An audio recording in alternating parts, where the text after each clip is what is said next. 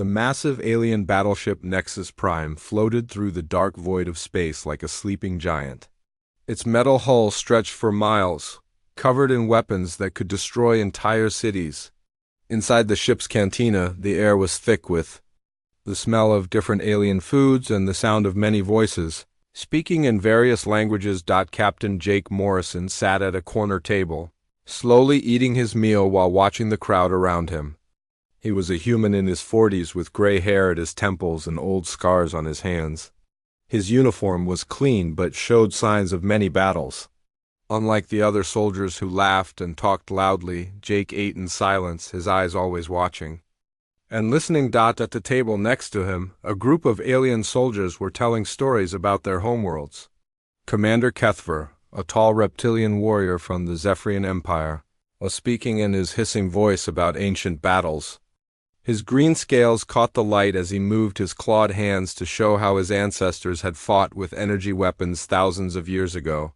The Battle of Zephyr 7 lasted 3 days, Kethver said, his yellow eyes glowing with pride.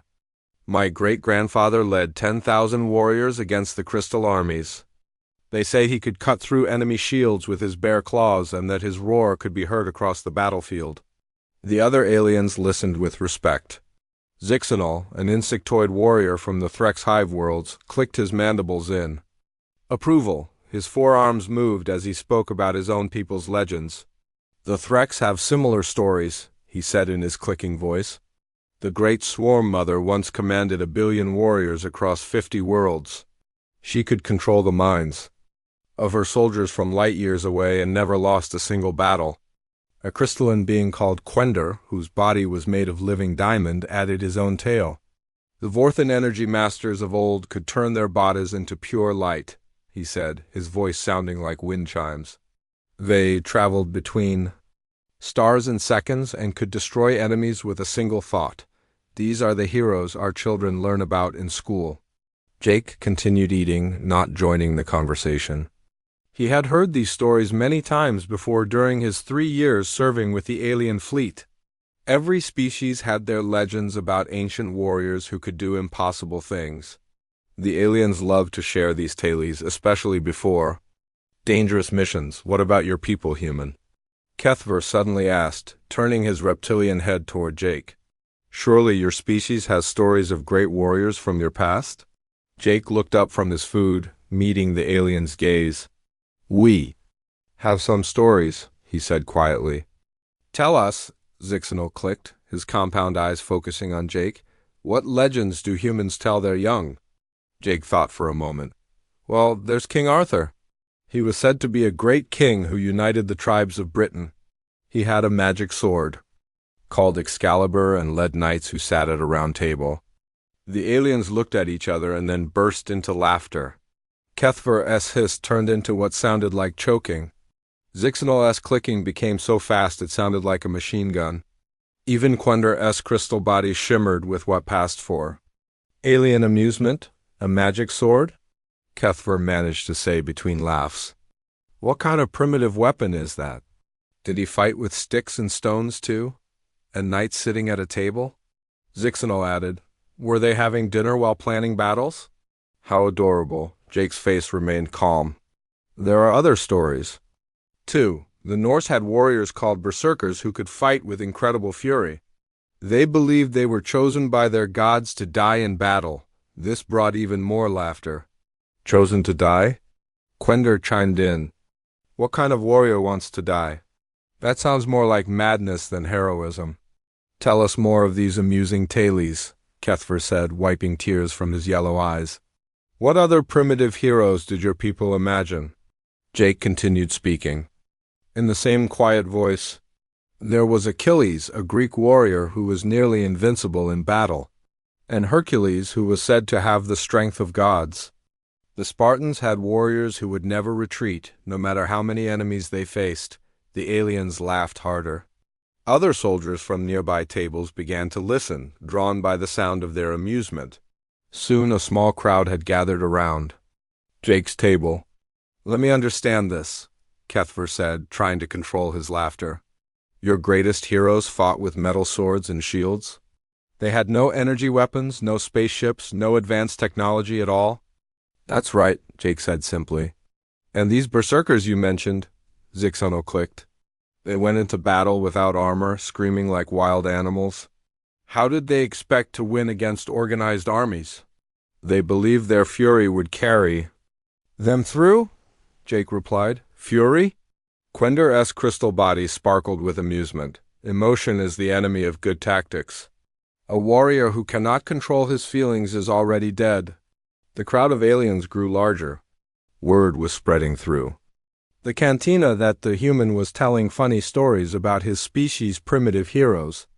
More soldiers came to listen, representing dozens of different alien races. Please continue, urged a massive alien with 6 arms. These human legends are better than the entertainment programs on the ship's computer. Jake took a sip of his drink and continued.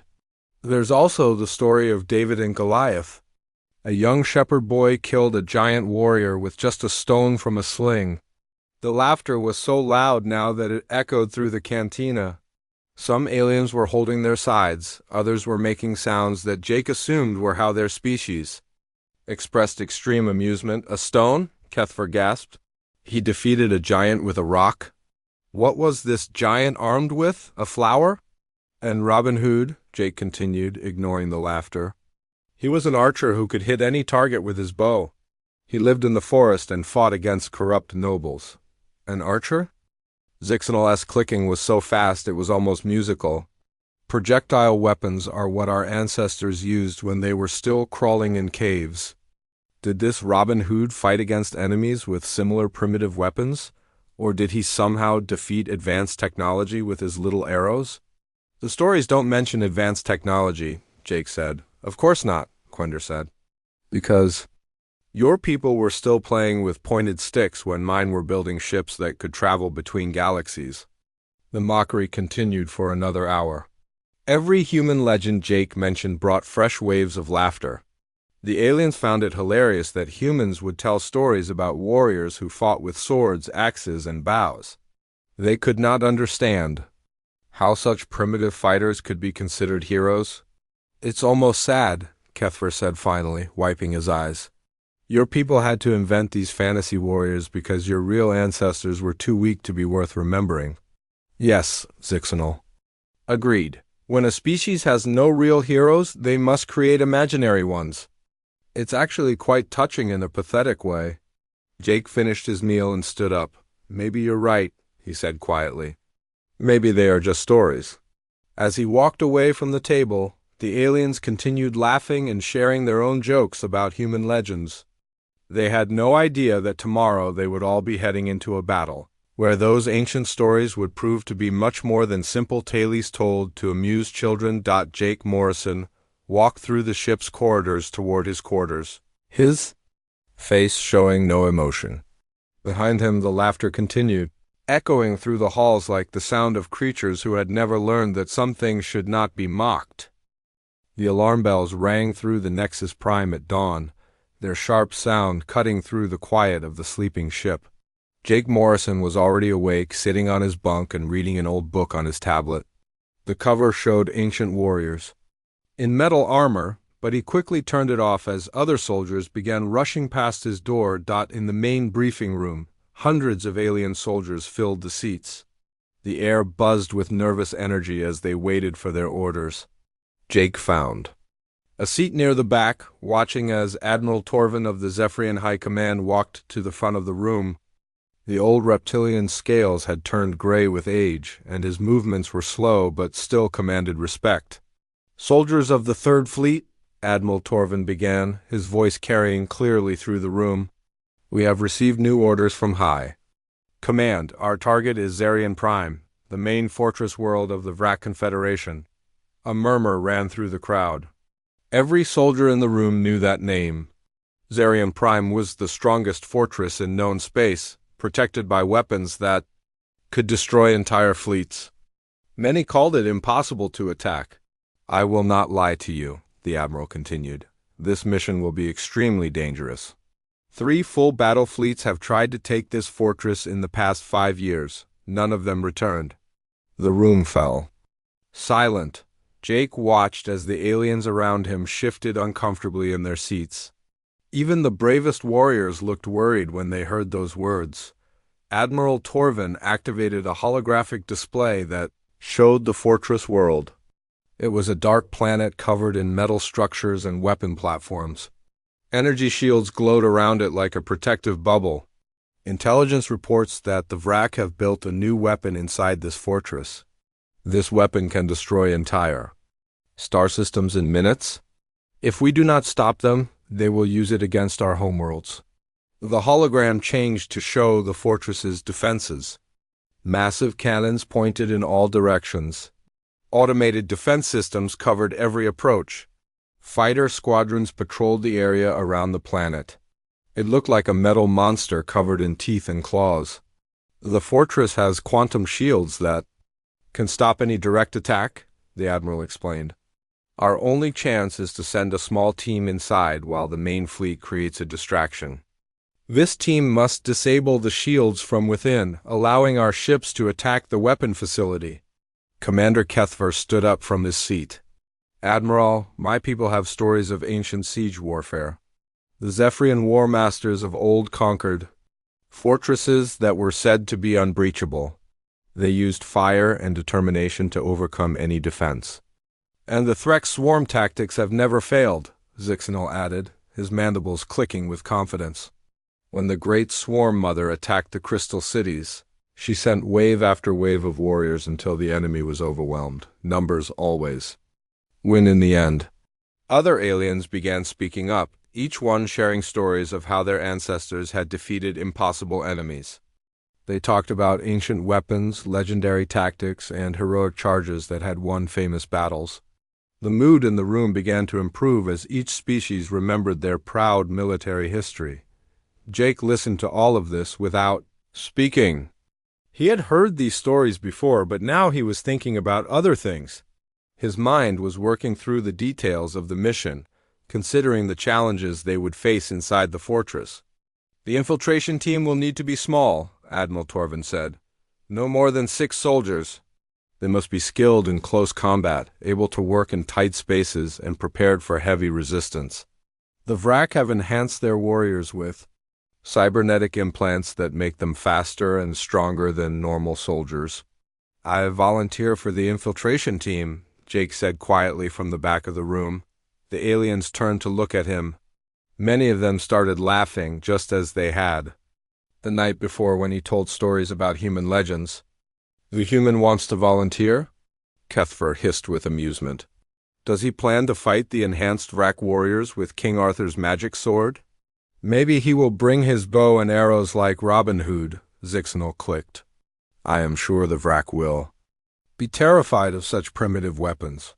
The laughter spread through the room. Jake stood up and walked toward the front, ignoring the jokes and comments from the alien soldiers. His face remained calm and serious. I have experience with infiltration. Missions, Jake said to Admiral Torvin. I know how to move quietly and fight in confined spaces. I also understand Vrak technology and tactics from my previous missions. Admiral Torvin studied the human soldier carefully. Captain Morrison, this mission will be more dangerous than anything you have faced before. The Vrak Enhancement Program has created warriors that are nearly impossible to defeat in hand-to-hand combat. Are you certain you want to volunteer? Yes, sir, Jake replied. But Admiral, Kethver interrupted, surely you would prefer warriors from species with actual military traditions. The humans have only their primitive stories about fighters with metal swords. How can such legends help against advanced alien technology? The Zephyrian siege masters would be better suited for this mission, added another alien. Our ancestors conquered fortress worlds when humans were still discovering fire. Jake turned to face the crowd of alien soldiers. You may be right, he said in his quiet voice. Maybe human legends are just stories. Maybe our ancestors were primitive compared to yours. But I am still volunteering for this mission. Admiral Torvin nodded slowly. Very well, Captain Morrison. You will lead the infiltration team. Choose 4 other soldiers to accompany you. Jake looked around the room. I would like Lisa Carter, our human engineer, to join the team. She knows The fortress schematics better than anyone? And the other 3 positions? The admiral asked. I will take volunteers from any species, Jake said, but only if they can follow orders and work as a team.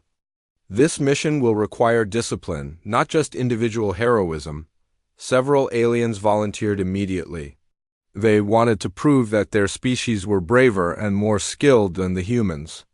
Jake selected Quender the crystalline warrior Zixanal, the insectoid soldier, and a young Zephyrian named Velther. The mission begins tomorrow at dawn, Admiral Torvin announced. The main fleet will attack the fortress defenses while the infiltration team approaches from the dark side of the planet. You will have exactly 6 hours to disable the shields before our ships run out of ammunition. As the briefing ended, the alien soldiers continued their discussions about ancient warfare and legendary tactics. They were confident that their ancestors' wisdom would guide them to victory. Many of them were already planning how they would. Tell stories about this battle to their children. Jake Morrison walked quietly out of the briefing room, followed by Lisa Carter. She was a young woman in her 20s with short brown hair and intelligent eyes. Unlike the aliens, she looked worried about the mission. Jake, she said quietly when they were alone in the corridor, are you sure about this? The other soldiers are right that this mission seems impossible? Maybe we should let someone else lead the team? Jake stopped walking and turned to face her. Lisa, those aliens think they know everything about warfare because of their ancient legends. But they have never faced an enemy like the Vrak. Their old tactics will not work in this situation. Then what makes you think we can succeed? She asked. Jake was quiet for a moment. Then he pulled out his tablet and showed her the book he had been reading. Because human legends are not just stories, he said, they are instruction manuals. And tomorrow, those aliens are going to learn the difference. The small transport ship moved through space like a shadow, its engines barely making any sound. Jake Morrison sat in the pilot's seat, his hands steady on the controls as he guided the ship toward the dark side of Zarian Prime. Behind him, his team checked their weapons and equipment one final time. Lisa Carter worked on her tablet, studying the fortress blueprints she had memorized. Her young face was pale with worry, but her hands were steady as she traced the routes they would need to take. Beside her, the 3 alien soldiers prepared in their own ways. Quender the crystalline warrior had dimmed his natural glow to avoid detection. His diamond-like body could reflect light in ways that would blind enemies, but now he looked like a piece of dark glass. Zixanal, the insectoid soldier, was sharpening his natural claws, the metal tips gleaming in the ship's low light. The young Zephyrian Velther checked his energy weapon repeatedly, his green scales showing his nervousness. Remember the plan, Jake said quietly without turning around. We enter through the waste disposal system on level 7. Lisa will guide us to the shield generators while I handle any guards we encounter. Stay close and follow my lead. Through the ship's window, they could see the massive fortress world growing larger. It looked like a metal planet covered in weapons and antenna arrays. Energy shields crackled around it like purple lightning. The sight made even the brave alien soldiers shift uncomfortably. The main fleet is beginning their attack, Lisa reported, watching her instruments. Admiral Torvin is hitting the northern defense platforms with everything he has. In the distance, they could see flashes of light as the alien warships exchanged fire with the fortress weapons. The battle was already intense, with explosions lighting up the darkness of space. Jake knew that thousands of soldiers were dying in that fight, buying time for his small team to complete their mission. There, Jake pointed to a small opening in the fortress wall. The waste disposal port is still open. We have 30 seconds before their sensors detect us. The transport ship slipped through the opening and landed inside a dark chamber filled with machinery. The air was thick with the smell of oil and metal. Strange alien technology hummed and sparked around them as they gathered their equipment. The gravity here is stronger than normal, Velther whispered, his voice tight with strain. The Vrak have enhanced everything to make intruders slower and weaker. Jake moved normally despite the heavy gravity, his movements sure and controlled. The aliens noticed this but said nothing. They followed him as he led them deeper into the fortress. Using hand signals to communicate, the corridors were narrow and filled with pipes and cables. Emergency lights cast red shadows on the walls. The sound of the battle above echoed through the metal structure like distant thunder. Jake moved ahead of the group, checking each corner before signaling the others to follow. They had been walking for 10 minutes when they encountered their first guards. 3 Vrak soldiers stood at an intersection, their cybernetic implants glowing blue in the darkness. They were taller than humans, with extra arms and enhanced reflexes that made them deadly opponents. Jake held up his hand, stopping the team. He studied the guards for a moment, then turned to his companions. "Stay here," he whispered. "I will handle this." "Wait," Zixnal clicked quietly. "There are 3 of them, and they are enhanced. My ancestors fought in swarms. We should all attack together to overwhelm them." "No," Jake replied. "Trust me." Before anyone could stop him, Jake stepped around the corner and walked toward the guards. His movements were different now, more fluid and controlled. He held his weapon like it was part of his body, not just a tool. The first Vrak guard turned and saw him. The alien's enhanced reflexes should have made him faster than any human, but Jake was already moving. He struck with his weapon like it was a sword, the energy beam cutting through the guard's armor. The movement was precise and controlled, like a knight from ancient stories. The second guard tried to flank him, but Jake spun around with incredible speed. His attack came from a different angle, catching the Vrak by surprise. This time his fighting style was different, more aggressive and wild. He fought like the berserkers from old legends, with fury that seemed to come from nowhere. The third guard fired his weapon at Jake, but the human was no longer where he had been. Jake had moved behind cover and was now approaching from the side. His tactics were perfect, like he had planned this battle long before it started. He finished the guard with a move that looked like something from ancient military manuals. The entire fight lasted less than 30 seconds, all 3 enhanced. Vrak guards were dead, and Jake was not even breathing hard. He turned back to his team, who were staring at him with wide eyes. "How did you do that?" Velther whispered. "Those guards were enhanced with cybernetic implants. They should have been faster and stronger than any organic being." Jake did not answer immediately. He was checking the bodies to make sure they were dead, his movements still showing that strange fluidity. "We need to move," he said finally. "More guards will come to investigate." As they continued through the fortress, Jake's fighting style continued to change. When they faced enemies in narrow corridors, he fought like a disciplined soldier, using formations and tactics that maximized their advantages. When they were outnumbered, he became wild and unpredictable, striking fear into their opponents. Lisa Carter watched him with growing amazement. The quiet soldier she had known for months was becoming something else entirely. His movements seemed to echo fighting techniques from different eras, as if he was channeling the knowledge of warriors from across human history. "Jake," she whispered, during a brief rest, "what is happening to you?" "You are fighting like multiple people." Jake looked at her with eyes that seemed older than before. "I am remembering things," he said quietly, "things that my species learned long ago." The alien soldiers were also beginning to notice the change. Quender's crystal body flickered with confusion. "Your fighting techniques keep changing," he said.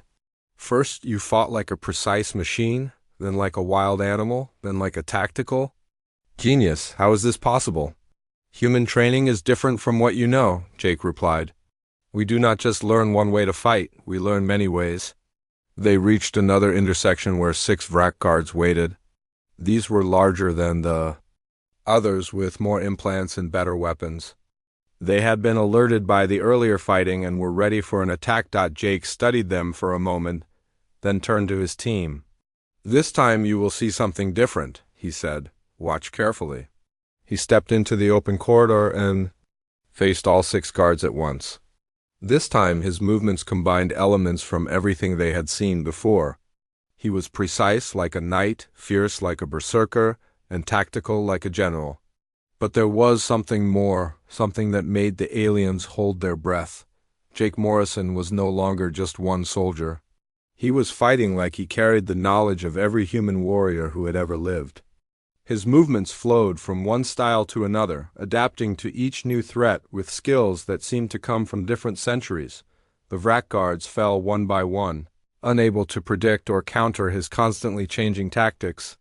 When the fight was over, Jake stood among the bodies, his weapon still ready, his eyes scanning for new threats. The alien soldiers stared at him with a mixture of awe and fear.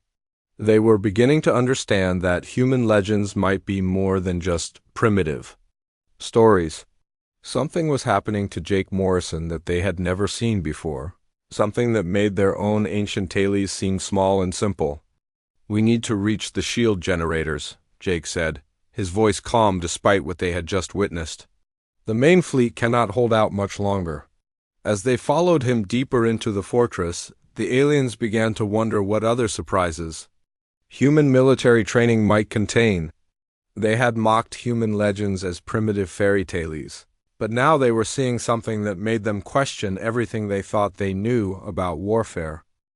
The deeper they went into the fortress, the stranger Jake Morrison became. As they moved through corridors filled with alien technology and defended by enhanced Vrak warriors, his fighting style continued to shift and change. Lisa Carter found herself watching him more than watching for enemies. They had just finished clearing another guard post when Jake suddenly stopped at a maintenance panel. His hands moved over the alien controls with surprising skill, as if he had been trained on Vrak technology his entire life. Within seconds, he had disabled the security system for the entire section. "How did you know how to do that?" Velthor asked, his green scales showing his confusion. "That control panel uses advanced Vrak programming. Even our best technicians need hours to break their codes." Jake looked at the young Zephyrion with eyes that seemed to hold ancient knowledge. "Sun Tzu wrote about knowing your enemy better than you know yourself," he said quietly. "Before you can defeat someone, you must understand how they think." "Sun who?" Zixinal clicked in confusion. "Is this another one of your primitive human legends?"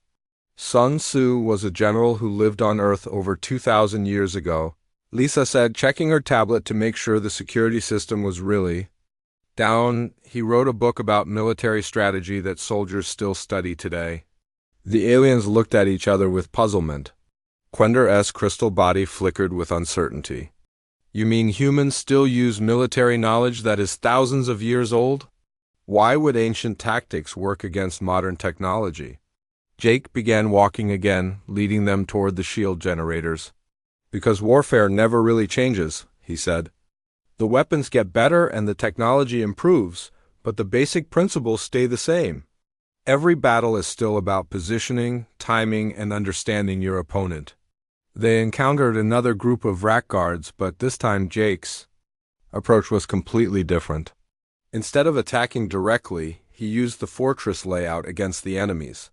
He led the guards into a narrow corridor where their numbers meant nothing, then used their own defensive positions to trap them.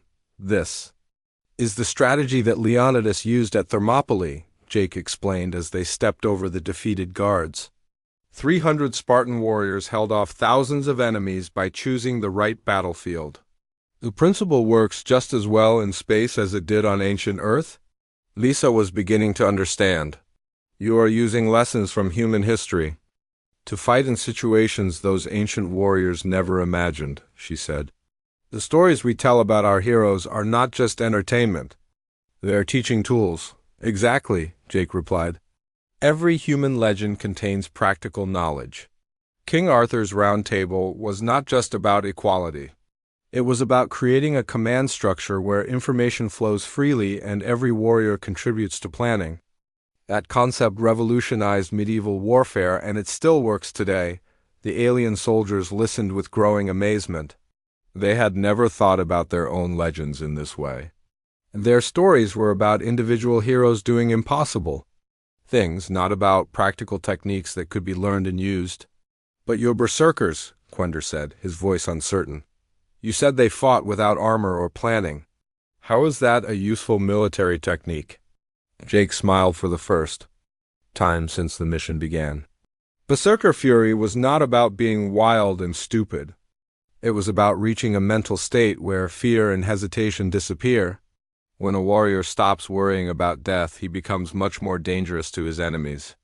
Modern soldiers call it being in the zone, but the concept is exactly the same. They reached a large chamber where the shield generators hummed with power. The machines were massive, each one the size of a building, crackling with energy that could protect the entire fortress. Between them and the generators stood 20 Vrak guards, all enhanced with the best cybernetic implants. "This is impossible," Velthor whispered. "There are too many of them. Even with your strange fighting techniques, we cannot defeat 20 enhanced warriors." Jake studied the chamber layout carefully. Hannibal faced a similar problem at the Battle of Cannae. He sighed quietly. The Roman army was much larger than his forces, so he could not win with direct attack. Instead, he used a double envelopment tactic that turned the enemy's size into a weakness. "What does that mean?" Zixanal asked. "It means we make them think." "They are winning," Jake replied. "Lisa, can you create a distraction with the computer systems? I need the guards to move away from their defensive positions." Lisa worked quickly on her tablet, accessing the fortress computer network. Within minutes, alarms began sounding in the corridors they had just left. The Vrak guards immediately responded, sending half their force to investigate what they thought was a larger attack. "Now we use the principle that David understood when he faced Goliath," Jake said, leading his team into the chamber. "Sometimes the biggest enemy has the biggest weakness. Those cybernetic implants make the guards stronger and faster, but they also make them dependent on technology." Jake threw a small device toward the remaining guards.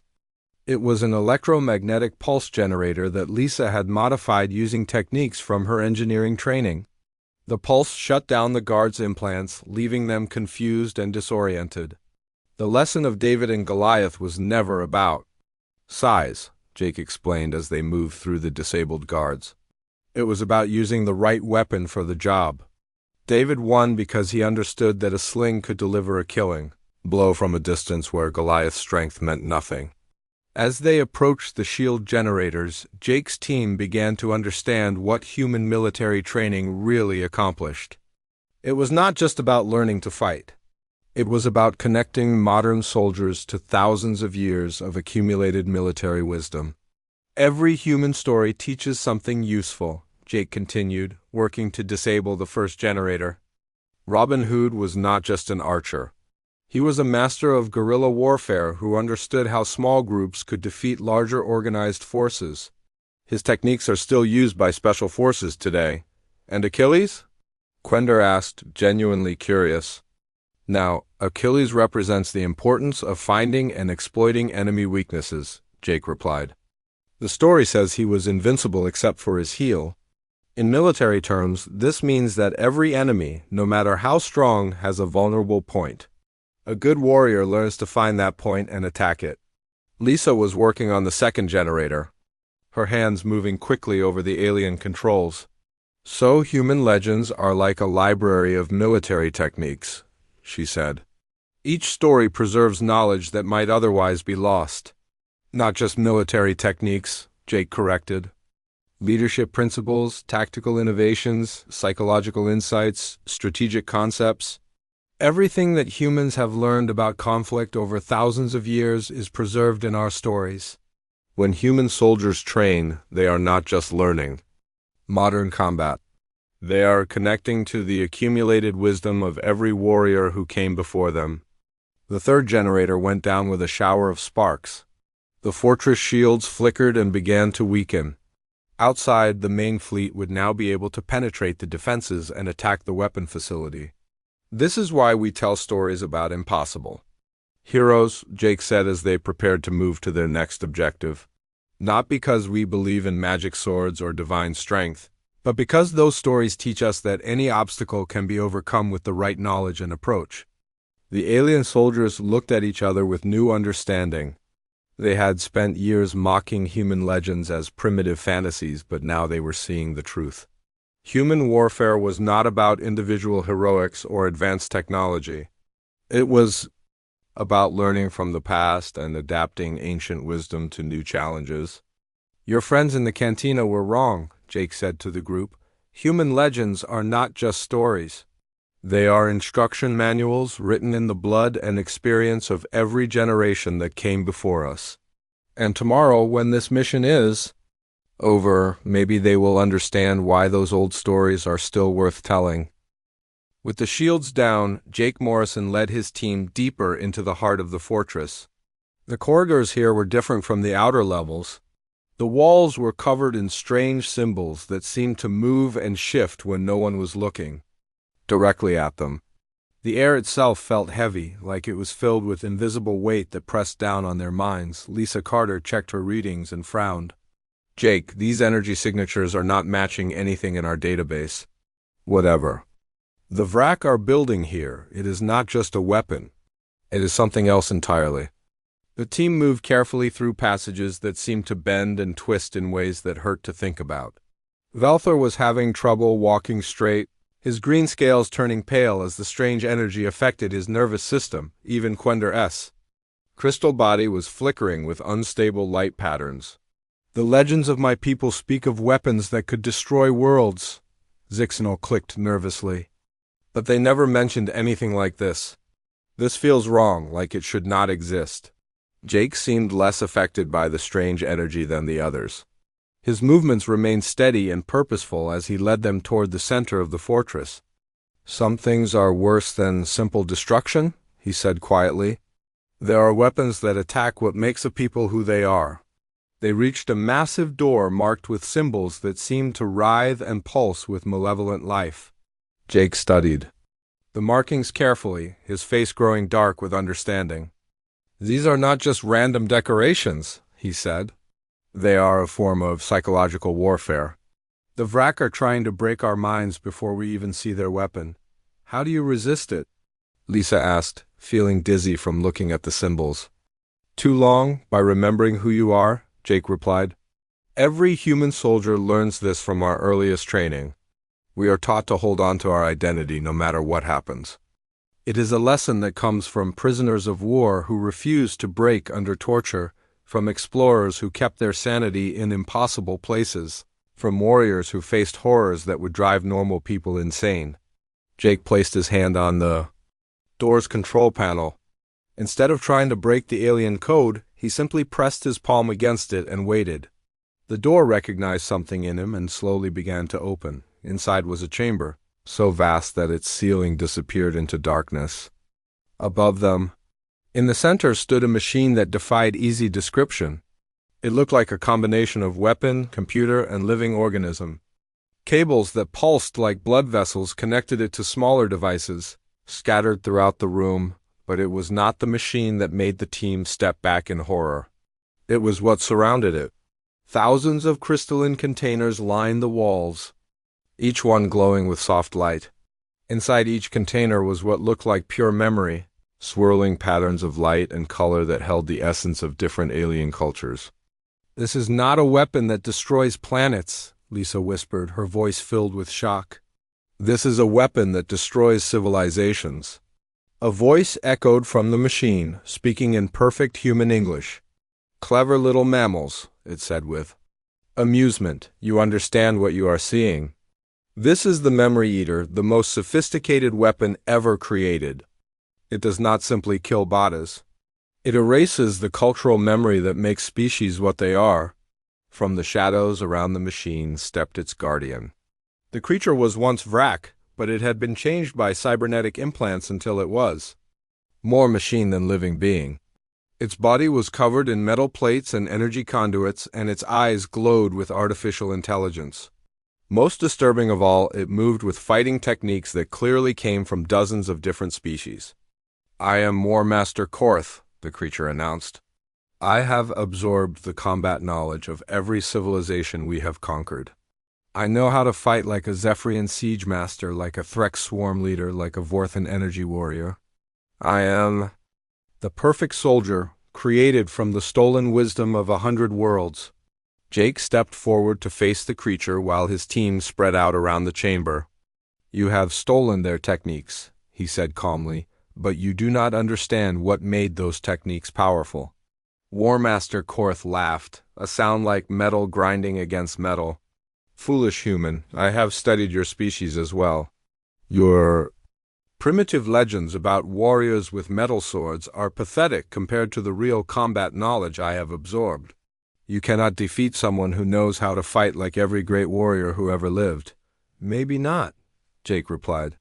But you are missing something important. You have their techniques, but you do not have their spirit. You have their knowledge, but you do not have their heart. The battle began with War Master Korth attacking using Zephian siege tactics, trying to overwhelm Jake with superior firepower. But Jake responded with defensive techniques that seemed to come from medieval castle warfare, using the chamber's architecture to deflect and redirect the creature's attacks. Korth switched to Threx swarm patterns, attacking from multiple angles. At once, Jake countered with Roman legion formations, creating overlapping fields of defense that made the swarm tactics useless. The creature tried Vorthan energy manipulation, bending light and heat to create impossible attacks. Jake responded with techniques that looked like ancient shield wall tactics, but adapted for energy warfare. Impossible, Korth snarled as his attacks continued to fail. I have the combat knowledge of 1,000 civilizations. How can one human resist them all? Because you are fighting like a machine, Jake replied, his movements flowing from one fighting style to another with perfect grace. You have copied the techniques, but you do not understand the warriors who created them. Every fighting style comes from the culture that developed it. Without understanding the people, you cannot truly master their warfare. Jake's counterattack combined elements from every human military tradition simultaneously. He fought with the disciplined precision of a Roman centurion, the individual skill of a medieval knight, the tactical brilliance of ancient generals, and the adaptive creativity that had always been humanity's greatest strength. War Master Korth tried to match him by combining different alien fighting styles, but the creature's attacks became confused and contradictory. The stolen techniques fought against each other instead of working together, creating openings that Jake exploited with devastating efficiency. You stole their knowledge, Jake said as he landed blow after blow. But knowledge without understanding is just information. A true warrior does not just learn techniques. He becomes part of the tradition that created them. The chamber filled with the sound of battle as Jake Morrison faced the ultimate test of human military heritage. War Master Korth represented the accumulated combat knowledge of every conquered civilization, while Jake embodied the living spirit of human warfare around them. The Memory Eater continued its work, trying to drain the cultural essence from Jake's mind. But every time it tried to steal a human memory, it found not just individual knowledge, but connections to thousands of years of human experience. The machine could not process the vast web of stories, legends, and traditions that made human military culture what it was. This is what your machine cannot understand, Jake said as he drove War Master Korth back toward the Memory Eater itself. Human legends are not just individual stories. They are all connected. Every hero builds on the ones who came before. Every tale teaches lessons that make the next warrior stronger. The final exchange lasted only seconds but felt like hours. War Master Korth attacked with every stolen technique at once, a whirlwind of alien combat styles that should have been impossible to counter. Jake met the attack with something even more impossible, the accumulated wisdom of every human warrior who had ever lived, flowing through him like a river of knowledge that connected him to his entire species. When the fight ended, War Master Korth lay broken beside his machine, and Jake Morrison stood victorious in the center of the chamber. But the victory had cost him something. His hair had turned completely gray, and his eyes held the weight of centuries. He had channeled so much human military heritage that part of him would never be the same again. Jake Morrison stood among the wreckage of the Memory Eater, his body trembling from the effort of channeling so much ancient knowledge.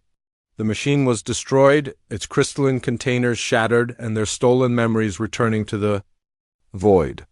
War Master Korth lay motionless, his cybernetic systems finally silent. Lisa Carter rushed to Jake's side, her face filled with concern. "Are you all right? You look like you have aged 10 years in the last hour." Jake touched his now completely gray hair and smiled weakly. I feel like I have lived through every battle in human history, he said quietly. But we need to get out of here. The fortress will start collapsing soon without the Memory Eater to hold it together. The team moved quickly through the crumbling corridors as the fortress began to tear itself apart. The strange energy that had filled the air was dissipating, leaving behind a sense of relief that made them all breathe easier. They reached their transport ship just as the main structure started to buckle as they flew away from the dying fortress. Velthor looked back at the destruction with amazement. One human soldier destroyed a weapon that threatened the entire galaxy, he said with wonder in his voice. How is such a thing possible? Jake was resting in the pilot's seat, his eyes closed, but his mind still processing everything that had happened. It was not just one soldier, he said softly. It was every human warrior who ever lived, all fighting together through me. Quender's crystal body flickered with confusion. I do not understand. How can dead warriors fight in the present? Because they are not really dead, Lisa answered, beginning to understand what Jake had shown them. Every story we tell, every lesson we pass down, every tradition we keep alive means that their knowledge survives. When human soldiers train, we are not just learning modern techniques. We are connecting to thousands of years of accumulated wisdom. Zixanel clicked thoughtfully. So when you told us about King Arthur and his knights, you were not sharing primitive fairy tales? You were describing real military innovations that your ancestors developed. Exactly, Jake said, opening his eyes. The Round Table was not magic. It was a revolutionary command structure. The Code of Chivalry was not romantic nonsense. It was a system for maintaining discipline and morale in professional armies. Every human legend contains practical knowledge that we still use today. As they docked with the Nexus Prime, word of their success was already spreading through the fleet. The impossible fortress had been destroyed, the galactic threat eliminated. And somehow, a small team, led by a human soldier, had accomplished what? 3 full battle fleets could not dot in the ship's medical bay. Jake submitted to a full examination while his alien teammates shared their story with anyone who would listen. The doctors were amazed to find that his rapid aging seemed to have stabilized. His hair remained gray, but his body showed no other signs of permanent damage. What you experienced, the chief medical officer explained, appears to be a form of accelerated neural development. Your brain processed and integrated vast amounts of information in a very short time. It is like you gained decades of experience in a few hours. Admiral Torvin arrived to debrief the team personally.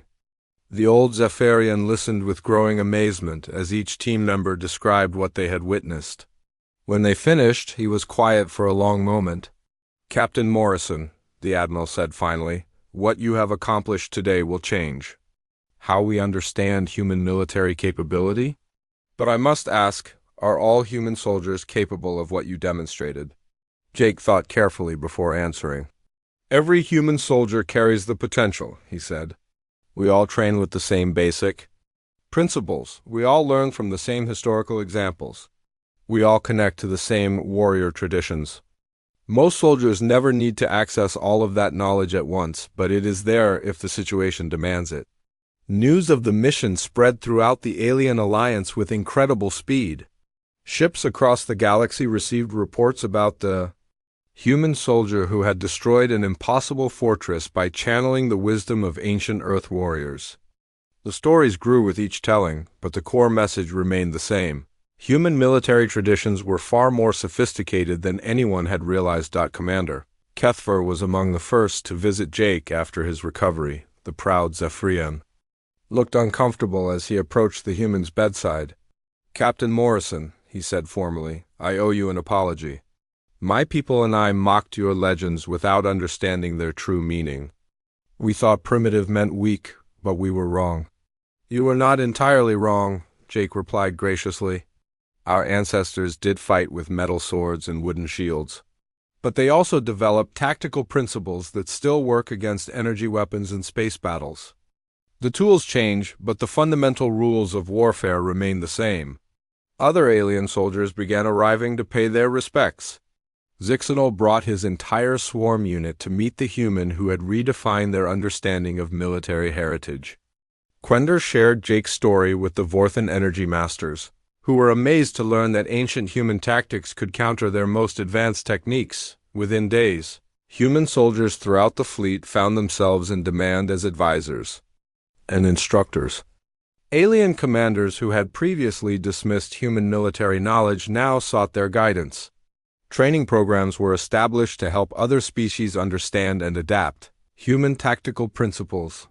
Jake Morrison was promoted and given the honorary title of Keeper of the Warrior Way.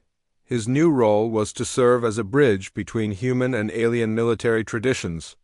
Teaching others how to integrate historical wisdom with modern warfare, the cantina, where the aliens had once mocked human legends, became a place of learning. Jake held regular sessions there, sharing stories about ancient Earth warriors and explaining how their techniques applied to contemporary battles. The same aliens who had laughed at tales of King Arthur now listened intently as Jake described how medieval siege tactics could be adapted for space warfare. The lesson of David and Goliath, Jake explained to a mixed group of alien soldiers, is not that small warriors can defeat large ones through magic. It is that the right technique applied at the right moment can overcome any advantage. David won because he understood range, velocity, and accuracy. These same principles guide our targeting systems today. Lisa Carter often assisted with these sessions, helping to translate human historical concepts into terms that alien minds could understand. She had become something of an expert herself, studying human military history with new appreciation for its practical applications. Human warfare is unique in the galaxy, she explained to a group of young alien officers. Most species develop fighting techniques based on their natural abilities. Humans had no natural weapons, so we had to become adaptable. We learned to use tools, terrain, weather, psychology, and anything else we could find. This adaptability is what makes human soldiers so effective in unexpected situations. The transformation in alien attitudes was remarkable. Species that had viewed humans as primitive newcomers began to recognize them as inheritors of the galaxy's most comprehensive military tradition. Human tactical manuals became required reading in alien military academies. Ancient Earth battles were studied alongside famous galactic campaigns. Jake's story became legend itself, told and retold throughout the Alliance fleet. But unlike the ancient legends that had inspired him, this story came with detailed explanations of the techniques involved. Young soldiers of every species learned not just what Jake had accomplished, but how human military tradition had made it possible. Years later, when historians wrote about the Battle of Zarian Prime, they would describe it as the moment when the galaxy learned to respect human warrior heritage. The aliens had mocked human legends as primitive fantasies, but those same legends had saved them all from a weapon that would have destroyed everything they held dear. Jake Morrison continued to serve as Keeper of the Warrior Way, ensuring that the lessons of human military history would be preserved and shared throughout the galaxy. He often said that his greatest victory was not destroying the Memory Eater, but helping others understand that the past was not something to be dismissed or forgotten. It was a foundation upon which the future could be built.